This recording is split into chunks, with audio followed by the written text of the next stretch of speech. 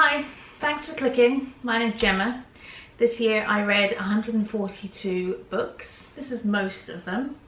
I'm going to talk about some highs, some lows, and crunch some numbers together, because who doesn't love a bit of statistics?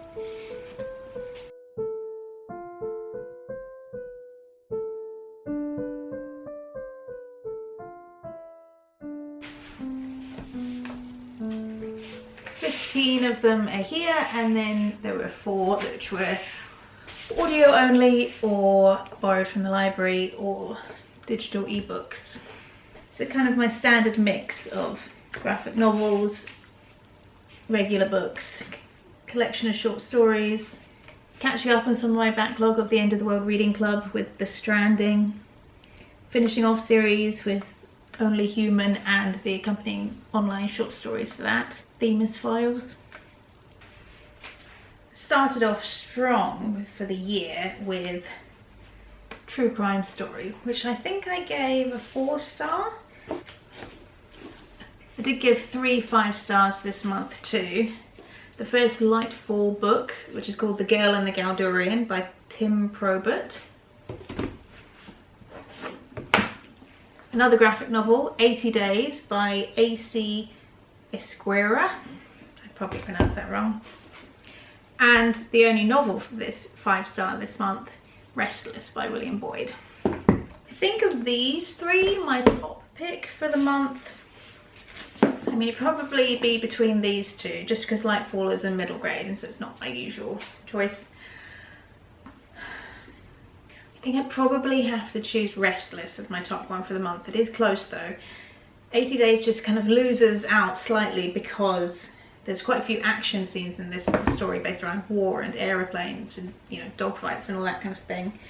And the art just gets a bit muddled. It's quite hard to convey fights graphically. Whereas Restless is a story of spies.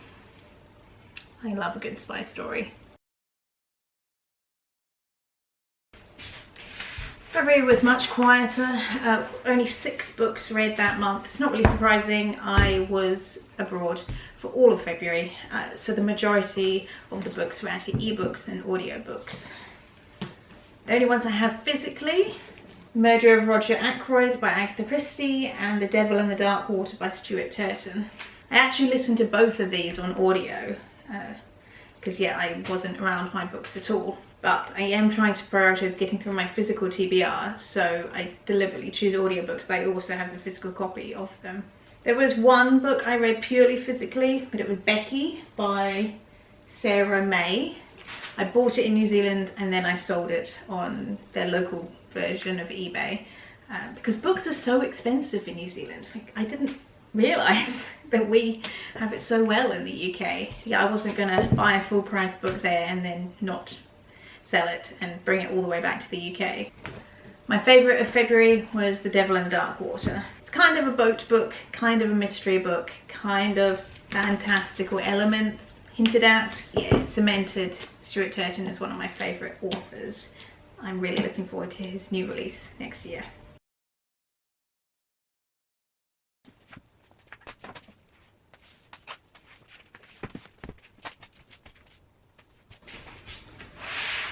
March, again, I was away for half of the month. I came back to the UK in the middle of March.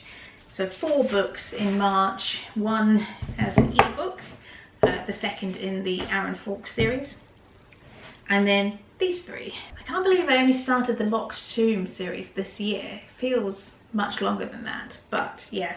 Gideon the Ninth, I actually gave 4.25 stars, even though I think of it as a 5-star series. And although I ranked both The Alberton Angels and Piranesi really highly, Piranesi was the only one I gave a 5-star to at the time. Although I really enjoyed The Alberton Angels, I didn't like it as much as I liked The Twyford Code. So there's always going to be that kind of comparison element of being slightly disappointed, even though it was a really good book. But yeah, favourite for March was Piranesi by Susanna Clarke. April, everything was back to normal life-wise, so 15 books in April. Quite a few graphic novels. I obviously felt I had a bit of catching up to do on my subscription.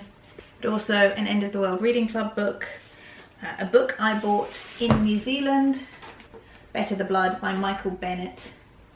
I bothered taking this one back because I'm adding it to my Read the World challenge, so representing New Zealand, even though I had already read Chappie by Patricia Grace. It's kind of my New Zealand read, but it was kind of half Japan, half New Zealand, a bit in Hawaii, so I'm not sure it really counted, but this is entirely set in New Zealand and by a Kiwi author. A more unusual one this month was Masquerade, a really old children's armchair puzzle book.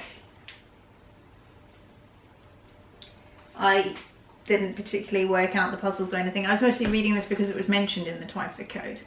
I also listened to the first of the audiobooks for the Women's Prize that was trying to make my way through the long list. It was Children of Paradise, and I actually gave it 2.5 stars. I really didn't like it, and that kind of derailed my plans of reading all of the Women's Prize. But never mind.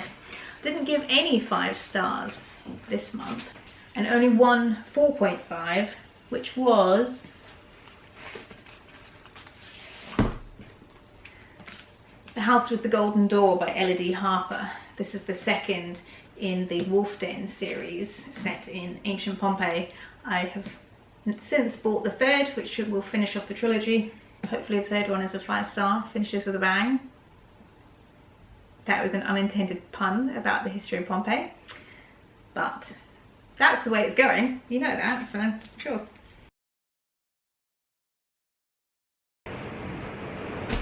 I just started chucking it down. Hopefully there's not too much noise around me, but YouTubers always say that and you can't hear what the background noise that they're talking about, but hopefully it remains true, even though there's a skylight directly there. Anyway, in May I had read 12 books, so carrying on series, carrying on my subscriptions, reading my first TJ Klune that wasn't like a cozy found family kind of story. Got quite saucy. But my standout for the month is Caliban's War by James S.A. Corey, the second in the Expanse series. All of them have been 5 stars so far. But I haven't progressed any further than this, even though this is it's now May we're talking about. I really need to get my hands on the third book, but I keep hoping to find it at a charity shop. May is also significant because it's the first month where we have an official DNF. So it's 6 Crimson Cranes by Elizabeth Lim, just because as beautiful as the book is, and I think I did buy it as a bit of a cover buy, it's a young YA, maybe even middle grade, fairy tale retelling. I wanted to really like it, but I'm too old for this style of writing, and I just kept thinking of the fairy tale throughout, and it just didn't. So there was nothing new and interesting to spark my interest, because it was just like, oh yeah, that's what happens in the fairy tale. Yep, that's what happens in the original fairy tale. So it's sad to DNF it, but it was just sitting around for months and months. But May was when I officially decided to DNF it. So for June, there's 13 books recorded on my story graph. It's a bit wishy-washy though, because most of them were the short stories associated with the Expanse series. So I have the bind up of all of the short stories together. I read all the short stories that occur before book 3, so it's basically just catching up. And there was about 4 of them, I think. So that definitely bumped the number. They're logged individually on Storygraph, but I don't have the actual book here because they're all bound up together and it's upstairs. I'm not going to count the physical book as fully read until I've caught up with the entire series. So I don't want to spoil myself. Even though I've seen the TV series, I don't want to spoil myself too much by reading the short stories that occur in between the novels that I haven't read yet. Only one 5-star this month, and it was The Travelling Cat Chronicles by Hiro Arikawa. This book made me cry so much to the point where I had originally started filming a vlog for this. This is, you know, ages ago, but I was crying so much. First of all, I definitely couldn't put it on the internet. Second of all, I actually agitated the skin on my eyes and cheeks from wiping my eyes so much. and the next morning I woke up with my eyes slightly puffy and swollen just from wiping them so much. So I couldn't sit and look at a computer or anything like that. So thankfully it was a Sunday, so I didn't have to call off sick work. Just, you know, what's the cause of your sickness? Sadness. Sadness over a cat. I mean, to be fair, my boss wouldn't be all that surprised. She knows I'm a crazy cat lady. July was 16 books, a few of them ebooks, because again I was on holiday. We went to Sweden in July, but only for a week, so I've still got through a fair few of physical books. Another DNF, Catch-22 by Joseph Heller. One of those books that's a classic, and you know, you always want to read and see where the saying comes from. I didn't realise it was quite so absurdist, and I hate absurdism, so it was definitely not for me. I got as far as them explaining where the phrase Catch-22 comes from, what it means, and what it means in the context of this story. Then I was like, yep, no, that's enough. I've got what I need out of it, no more. Can't stand it anymore. On the opposite end of the spectrum, another book I'd always been meaning to read for years and years, but I loved and gave 5 stars, is Perfume by Patrick Suskind. I'd seen the film and really liked that when I was back at university, so we're talking early 2000s. And my flatmate at the time said the book was great as well and I should definitely read it. So yeah, this is not quite 20 years on my mental TBR, but maybe more like 16 or 17 years.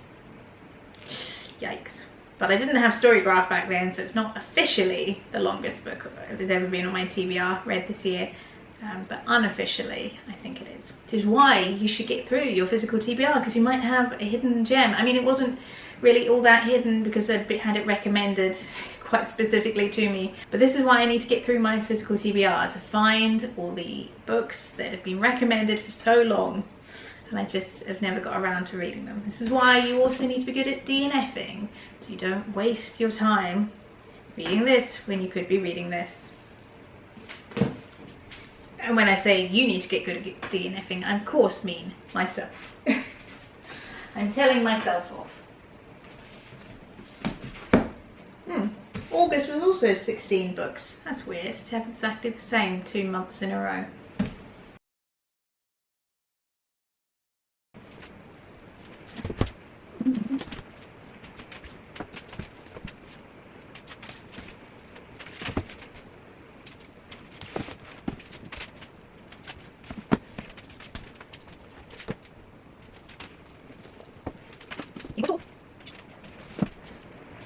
Tall stack this month for August because I was in town the whole month. So I think 1, 2, 3, 4, 5, 6, 7, 8, 9, 10, 11, 12, 13, 14, 15. So there was one that was an ebook or audiobook. Nona the Ninth. Some very good books this month, including one I bought in Sweden as like a souvenir. And a new favourite graphic novel series, Coda, by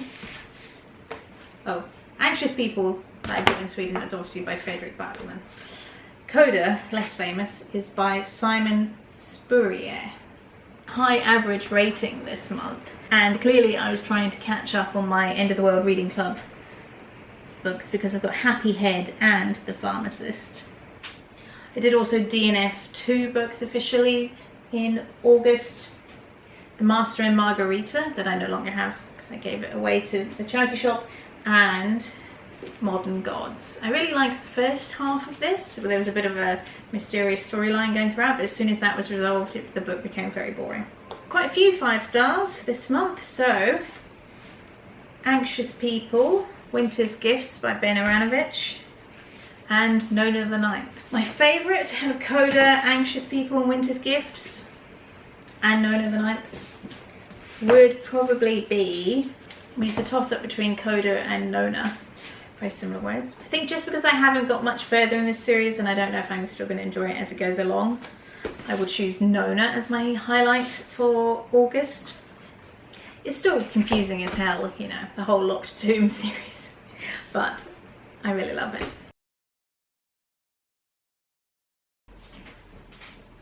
Reaching the end of the year and the book piles are getting more manageable, so in September I finished 11 books. Another long-term book that's on my TBR, counting this as my Read the World challenge for Ghana, obviously. And again, why did I wait so long? You know, it was great. 2 5 stars in September, 1 an audiobook, Mammoths at the Gate by Nevo, and 1 physical, 84 Charing Cross Road by Helene Humph. If I had to choose between the 2 of them, although I love this because it's a book about books and a book about loving books, I have to choose Mammoths at the Gate as my favourite for the month. I love the Singing Hills cycle, I love Cleric Chi, I love Almost Brilliant. It's just a wonderful series, which again is actually a book, well, it's not a book about books, but it's a story about stories and the love of storytelling. And the importance of records and stories. In October I read 14 books. There's always a bit of an uptick in the graph in October due to the 24-hour readathon. 2 5 stars in October, Fool's Errand by Robin Hobb and A Monster Calls by Patrick Ness. Choosing between the 2 of these, I'd say my favourite is Fool's Errand. It's great to be back in the realm of the Elderlings series, the larger series, but also specifically this starts off the Tawny Man trilogy. I finished the Farseer, I think it's called the Farseer trilogy last year, but I wanted to pace myself because I know this series of series is finished, so I'm in no rush. But when I saw these on clearance at WH Smith, I of course had to grab them. It's like £3 a book or something ridiculous like that. And yeah, great to be back with Fitz and the Fool, who's my favourite character of all of them. 6 books in November, and as some of you may know, I was away at the beginning in Jersey and in the middle in Egypt, so not very many books got through. But I did make 2 Fat Cat Detective Agency videos. One for Death Comes at the End whilst I was in Egypt, which I haven't put online yet, and one for A Line to Kill whilst I was in Jersey, because this is set on Alderney, one of the Channel Islands. And my only 5 star for the month isn't actually represented here. It was Paladin's Grace by T. Kingfisher, the start of the Saint of Steel series. Yes, I shouldn't really be starting any more series, but it is what it is. I fancied it, it was available at the library, and now I'm obsessed with it and I want to read them all. And I also DNF'd 2 books in November. One was The Ballad of Black Tom. I was listening to it as an audiobook. I just didn't find it very interesting. And the other was Sealand, which is a non-fiction. Don't know where I've put it. It wasn't what I expected really. It was just, I thought it'd be really interesting about setting up a micronation, but the main guy who set it all up turns out is a bit of a thug, and the author was just really kind of admiring that. It was really weird. You know, all the violence and kind of illegal stuff he did. I thought it would be a bit more of a like, revolutionary story. I don't know, it's hard to describe in a positive way, whereas the main guy just seems a bit of a nasty character. Which brings us on to December. I'm filming this on the 30th? Yeah, 30th of December. I don't understand how people can release their end of year content sort of mid-December. I was still reading this book up until yesterday. But there are 10 books in December according to Storygraph. Oh, and now I've got room for the laptop. Haven't misplaced any, that's good. System worked out. This was cute. This was a buddy read with some friends leading up to a Christmas party, but it's not a murder mystery, let's be realistic. It's just a sequel to The Appeal. A couple of End of the World Reading Club books, trying to catch up with the backlog. My final book for the Buzzword Readathon, needed a word for flavour, so Sweet Bean Paste by Durian Sukagawa. No 5 stars this month, but 2 4 stars in The Drift and House of Slaughter, which I enjoyed far more than I expected to. I thought it was kind of horror. I mean, there are monsters, but it's not really a horror story. If I had to pick between these two for my favourite of the month, well, they're actually both kind of horror monster stories. This one got a bit action flick, so my favourite for the month is House of Slaughter by a whole bunch of people. I mean, most graphic novels are. The main people seem to be Tate Brumble and James Tynion IV. And then another DNF, but kind of a soft DNF of To Paradise by Hanya Yanagihara. I really liked the first story. The second story was kind of losing me, and then I realised there's a part 2 to the second story. I was like, no more. So I stopped it there. I will perhaps try and listen to the audiobook for the third story. In terms of my book subscriptions, I always like to look at them separately because I wish I didn't choose these specific titles. I'm just choosing to subscribe to the box. So first of all, The End of the World Reading Club, all apocalypse books. These are the ones I read this year, so that's 1, 2, 3, 4, 5, 6, 7, 8, 9. So I would have received 12, read 9. Not a sustainable statistic, but never mind. My favourite would be The Stranding by Kate Sawyer. Wales, as in the animals, not the country. New Zealand, some kind of apocalypse, possibly nuclear bomb kind of thing. What's not to love? Yeah, it's about a woman who survives an apocalyptic event by hiding inside of a dead whale that's been stranded on the coast of New Zealand. And then for the graphic novel subscription, oh my word, how many is this? 1, 2, 3, 4, 5, 6, 7, 8, 9, 10, 11, 12, 13, 14, 15, 16, 17, 18, 19, 20, 21, 22. They send anywhere between 2 and 4 books a month, so I have to go through and check separately to see how many actually received, but it would be at least 24, so again, I haven't actually read as many as I received. It's not good for my physical TBR problem, but that is a problem for another day. In terms of my favourite, I would say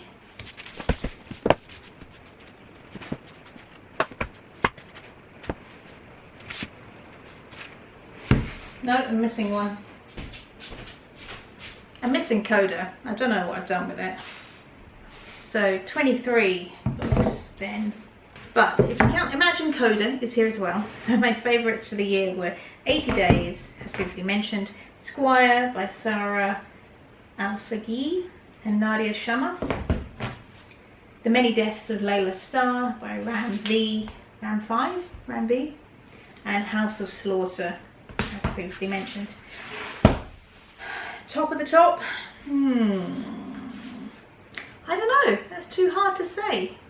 They're all so good. Maybe, I'm surprised I didn't give this a 5-star. The Many Deaths of Layla Starr. Because it'd probably be either Coda, Layla Starr, or 80 Days. I know I'm probably contradicting myself when I went through it month by month, but never mind. Let's just say 80 Days. I have to choose one, make up my mind.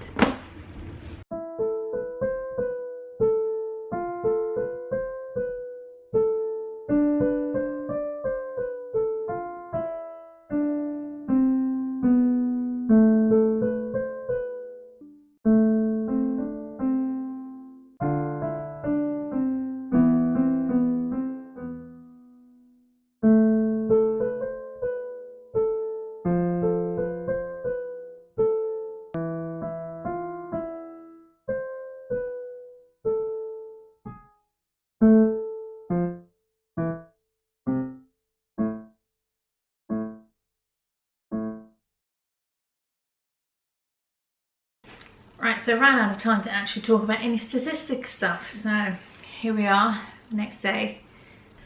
So of the 142 books that I read in 2023, 12 of them were purely by audiobook.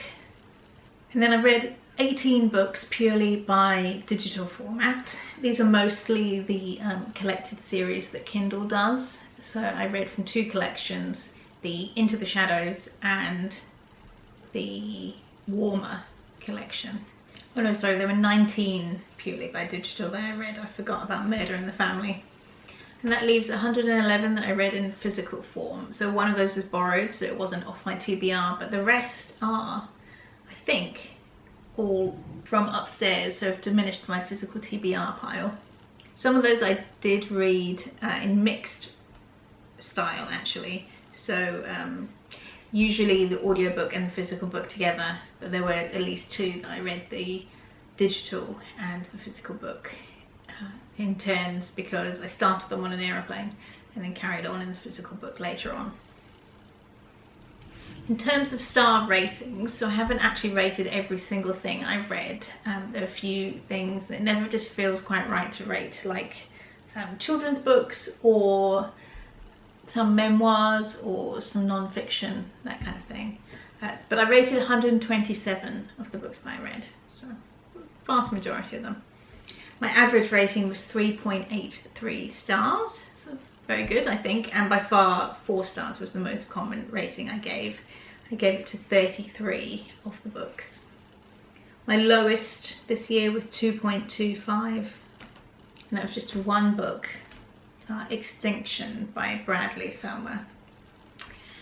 Yeah, I wanted to like that. It just wasn't my style. It just felt like it was written to be turned into an action movie. Then I gave 5 2.5 stars, 4 2.75s, 16 3 stars, 2 3.25s, 19 3.5s, 14 3.75s, as I said, 33 4 stars, 7 4.25s, 8 4.5s, 2 4.75s, and 16 5 stars, which is a pretty good year overall. Just flying through them quickly, my 5 stars were Anxious People by Frederick Bachman, Paladin's Grace by T. Kingfisher, Winter's Gifts by Ben Aranovich, Fool's Errand by Robin Hobb, The Travelling Cat Chronicles by Hiro Arikawa, Nona the Ninth by Tamsin Muir, Mammoths at the Gate by Nevo, A Monster Calls by Patrick Ness, 84 Charing Cross Road by Helene Hanff, Caliban's War by James S.A. Corey, Restless by William Boyd, The Girl and the Galdorian by Tim Probert, 80 Days by A.C. Esquerra, Piranesi by Susanna Clarke, The Devil in the Dark Water by Stuart Turton, and Perfume, The Story of a Murderer by Patrick Suskind.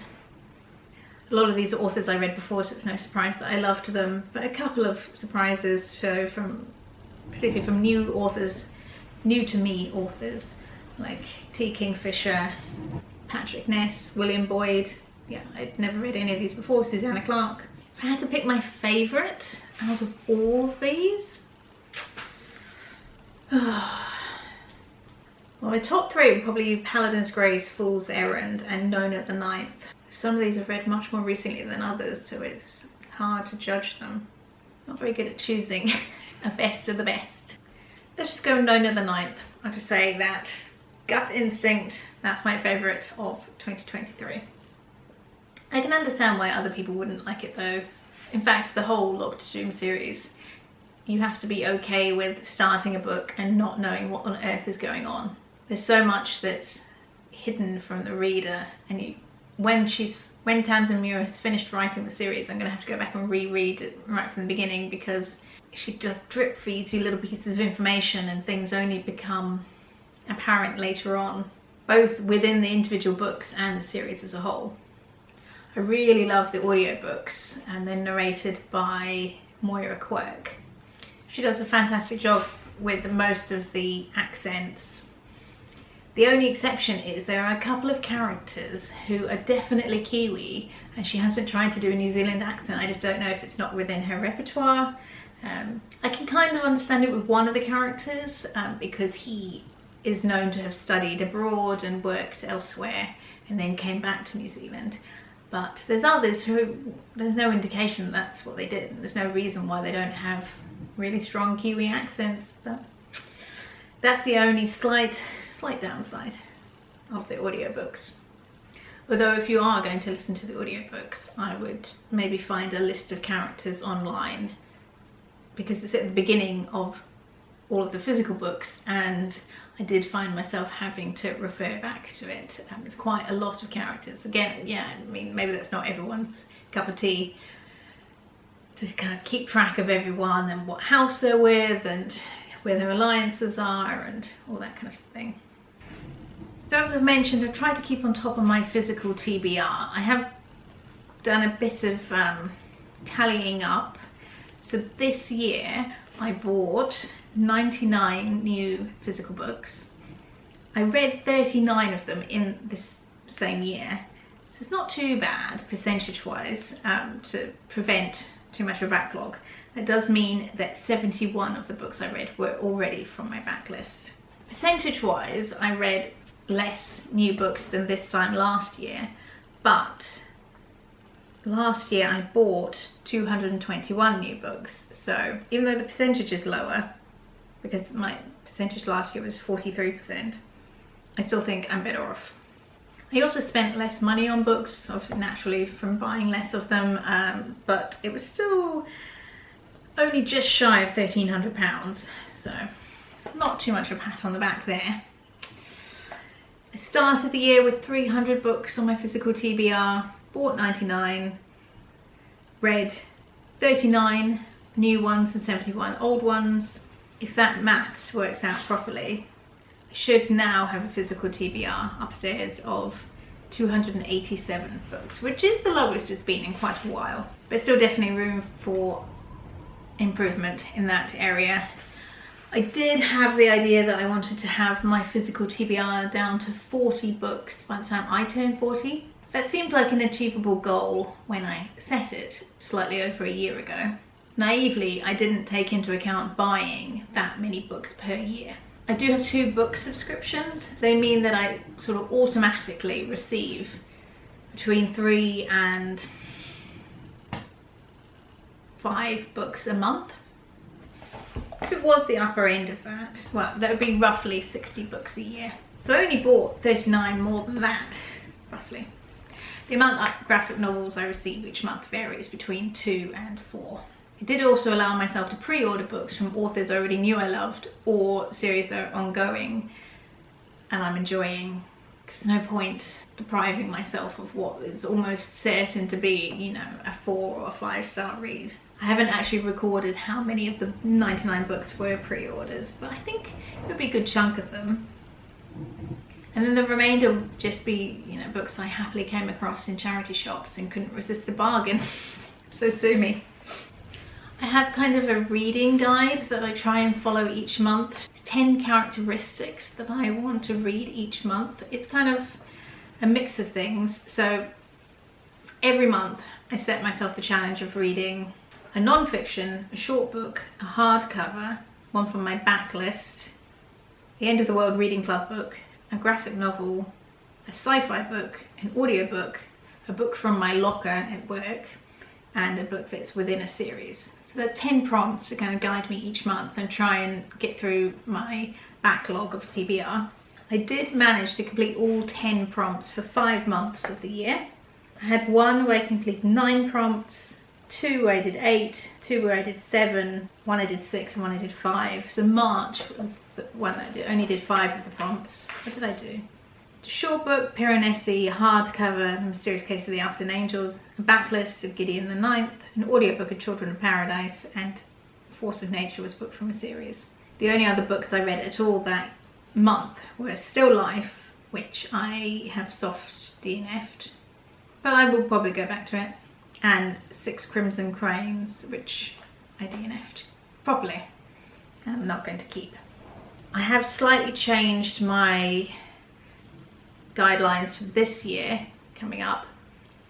Most of them are the same, but instead of locker, because I've left the job which had a locker in it, I have changed it to international. So I'd like to try and get through some more of the Read the World challenge. On the story graph, currently says that I've completed 32 prompts out of 197. Which is weird because I thought there were 196 countries in the world, but that's a problem for the end of the challenge. So yeah, I'd like to make a bit more progress in that. I will put on screen a list of all the countries that I have read from. As it's only 32, it should fit all on the screen. The only other organised challenge that I take part in each year, and it does take me all year, is the Buzzword Reading Challenge from Books in Lala. For this year's prompts, I went with, so Life and Death, I read The Many Deaths of Layla Starr. Verbs, The Ship Who Searched. Secret, The Secret of Chimneys. Emotion, I recorded both vengeful and anxious people. Flavour was the hardest one for me to find a book that fit that prompt, but in December I read Sweet Bean Paste, finally. For the word other, I went with Things Have Gotten Worse Since We Last Spoke and Other Stories. It's stretching a bit, I know, but I do what I can. For weather, I recorded both Evil Under the Sun and Moon of the Crusted Snow. I think snow is a better option for that prompt rather than sun, but whatever. For body, I read Torso. For game, that was another difficult one for me. I went with Cards on the Table. I think cards and game, as in playing cards, yeah, that fits the prompt of game. For magic, I've recorded both Basilisk, as being like a magical animal, but also the Inugami Curse. Curse is a magical curse. I think it's okay. For the word good, I went for A Good Girl's Guide to Murder, and sound, I read Wolf Song. I haven't actually set forth my ideas of what to do for the buzzwords this year. That's something to look at later on. She has released the video, I just am not organised enough. So my net TBR number at the end of all those calculations only went down by 13 books. Yikes. How can I read 100 books a year and still only diminish my TBR by 13? That's nonsense maths. Is it 4.3%? Ay. I mean, I know it's my own fault. But also this goal of like 40 by the time I'm 40 is entirely of my own making. I'm like, nobody's holding me responsible. Except maybe you guys, if you decide to do that. Maybe I should set it as 50 by the time I'm 50. It would be okay if I just didn't buy any books each year. Because my birthday's in February, well, I'll be turning 38. So let's say 2 years and 2 months. So 26 months, and I've got 287 books at the moment. So let's say 247, if we were to hit exactly 40, divided by, what did I say, 26 months? See, it's only 9.5 books a month. That's perfectly doable. But only if I didn't buy any more. And therein lies the problem. Also, it's not helped when I read books that aren't on my TBR. But I get tempted. I see the interesting stories on, you know, the Kindle collections, or just the next in a series that I'm enjoying but I don't actually own. And that's the real problem, is when I own some of a series but not all of them. So I start them and it gets off my TBR, but then to carry on does not help my TBR problem. What I should actually do is, rather than setting it as a particular number that I want to reach as my TBR, I should set it to more of a physical parameter, because that's the alternative, is that I set my TBR goal to be a particular bookcase in my office upstairs. Maybe I'll make a video going through my entire physical TBR, and then you could tell me which ones to prioritize or which ones to get rid of, because that's the other thing I really need to do, is get better at the DNFing or just getting rid of books before I've even started reading them if I think that they're no longer something I'm going to be interested in. There are multiple approaches to the problem, but is it really a problem? Slightly. If it doesn't all fit on my bookcase, then it is a problem. Generally, I need to tidy my office. Oh, it's a bit of a tip at the moment. Maybe that'll be a New Year's resolution. Get my office in order, sort out my books, make a plan on how to tackle the TBR, get it all down to one bookcase. But that won't be for 2024. That'll be a longer term. Alright, that's enough waffling from me. Thanks very much for watching. Let me know what your top book of the year was in 2023. I hope you all have a wonderful 2024. Thanks very much. Bye.